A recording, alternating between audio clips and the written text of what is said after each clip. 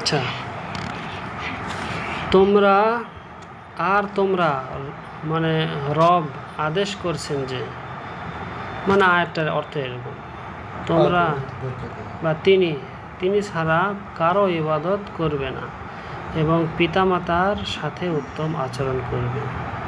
হ্যাঁ, মানে তোমার রব আদেশ করছেন, মানে আল্লাহ আদেশ করতেছেন যে তোমরা বা তিনি ছাড়া, মানে আল্লাহ ছাড়া কারো ইবাদত করবে না এবং পিতামাতার সাথে উত্তম আচরণ করবে। সূরা ইসরা। এই আয়াত থেকে শিক্ষা হচ্ছে, 1 নম্বর, বাবা মায়ের কথা সম্মান করে শোনা।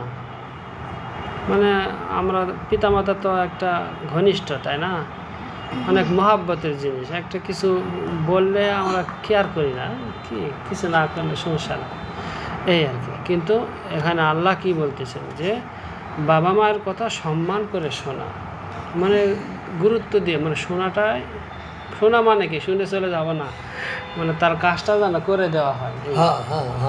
তাদের 2 নম্বর হচ্ছে তাদের সাথে রাগ করে কথা না বলা। অনেক সময় মানে একটা জিনিস, অনেক পিতামাতা এমন আছে, আপনার বাবা মা কেমন যায় না, যে বরঞ্চ আমরাই পিতামাতাকে আর বকা দেই মহব্বতের খাতিরে। কিছু একটা করতেছে, বারবার বলতেছে, বিরক্ত হয়, আর বকা দেই। কিন্তু আল্লাহ কি বলতে, তাদের সাথে রাগ করে কথা না বলা। আবার অনেক পিতামাতা এমন আছে, সন্তান কথা বলা তো দূরের থাকে, উল্টা পিতামাতায় রাগ দেখান, মারে ধরে, এরকম আছে। কিন্তু আল্লাহর আদেশ হলো তাদের সাথে রাগ করে কথা না বলা, শিক্ষা আর কি। উঁচু স্বরে কথা না বলা, মানে দেখা যাচ্ছে যে তারা পিতামাতা মহাব্বতের, এই জন্য আমরা সব মানে নিচু আওয়াজে কোনো কথা নেই, ও মা এরকম করে অনেকে ডাকে।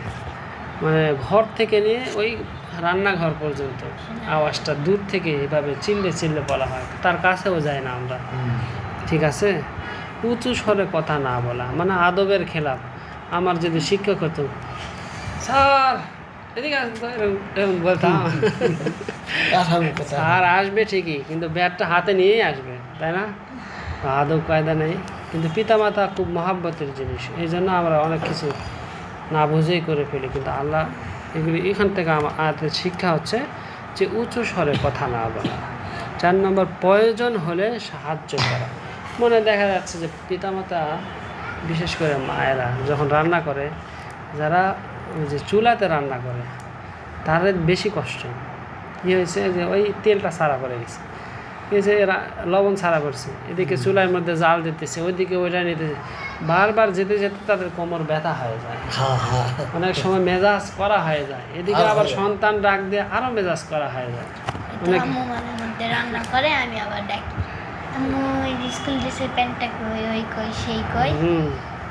এই যে নিজেকে বুঝতে হবে যে তাদেরকে সবসময় ফোর্স না করা, নিজের থেকে করা, প্রয়োজন হলে সাহায্য করা, যে এত কষ্ট করতেছে আমি একটু সাহায্য করি।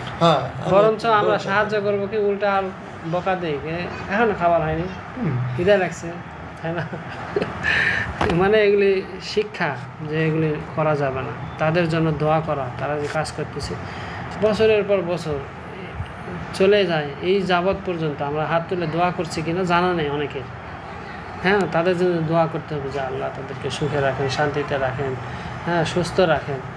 এইগুলি হাত তুললে আমাদের কিন্তু সচরাচর আসে না। মানে মা বাবার জন্য আবার দোয়া করতে হবে, তারা তো আমাদের খাবার খাওয়াই, কত কথা বলি, আবার দোয়াও করা লাগবে, মানে এটা মানে সেন্সে আসে না। কিন্তু আল্লাহ শিক্ষা দিচ্ছেন কি, এখান থেকে আমরা শিখতেছি যে দোয়া করতে হবে। যাই হোক, এখানে বলা আছে হাদিসের, রাসূল সাল্লাল্লাহু আলাইহি ওয়াসাল্লাম বলেছেন, মায়ের পায়ের নিচে সন্তানের জান্নাত।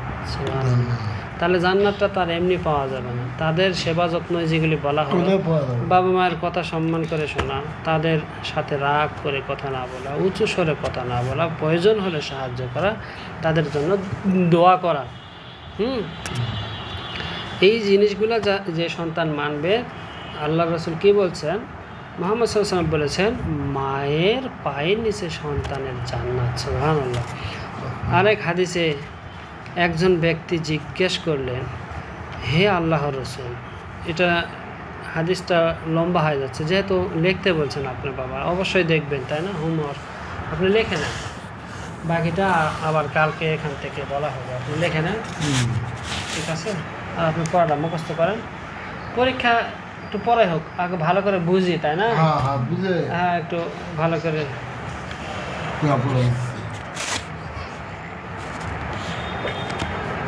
অসুবিধা হবে, আমি এখানে নিচে রাখবো।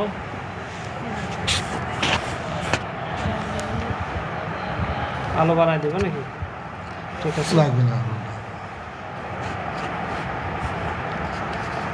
হুম।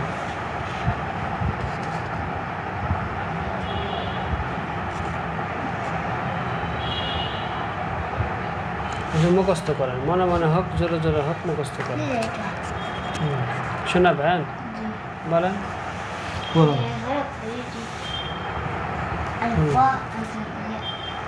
Wow, ya. হুম Double bang pas, malah ya. হুম Malah wow. হুম Ya